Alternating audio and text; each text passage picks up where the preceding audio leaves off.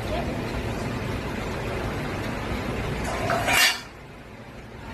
Salad সব নিয়ে নিই এখানে। আর আছে আমের চাটনি,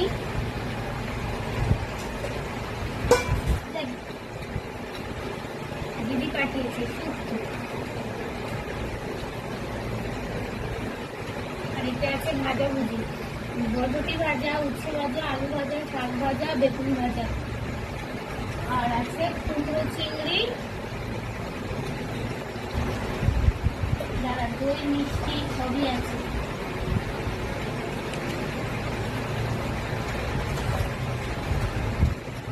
সঙ্গে পাঁপড় ভাজা, দই মিষ্টিটা দেখাই। বাবাকে বলেছিলাম রসগোল্লা আনতে, বলে না না রসগোল্লা আনবো না, তুমি লাল মিষ্টি খেতে ভালোবাসো তাই লাল মিষ্টি নিয়ে এসছে। এই আছে মিষ্টি, আর এই আছে দই। আজকে আর টক দই না, আজকে মিষ্টি দই। এই হলো আমার পয়লা বৈশাখের রান্না বান্না। কেমন হয়েছে অবশ্যই কিন্তু জানাবেন, রান্না বান্না মানে আয়োজনটা কেমন হয়েছে, ঠিক আছে অবশ্যই জানাবেন। সবার পয়লা বৈশাখ খুব খুব ভালো কাটে। পয়লা বৈশাখে আমার রান্না বান্না কমপ্লিট। আমাদের বাড়িতে আমরা সবাই কলা পাতাতেই খাই এই দিনে।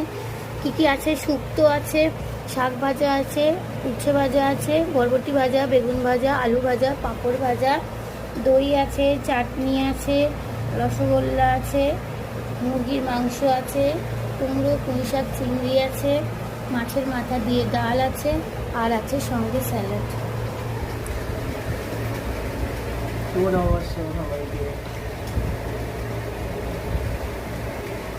চলুন এবার তাহলে আমরা খাওয়া দাওয়া শুরু করি। আর কার বাড়িতে কি কি হয়েছে আমাকে কিন্তু বলবেন, অবশ্যই ছবি তুলে পাঠাবেন, ঠিক আছে। টাটা, চলুন তাহলে খাওয়া দাওয়া করে নিই এবার।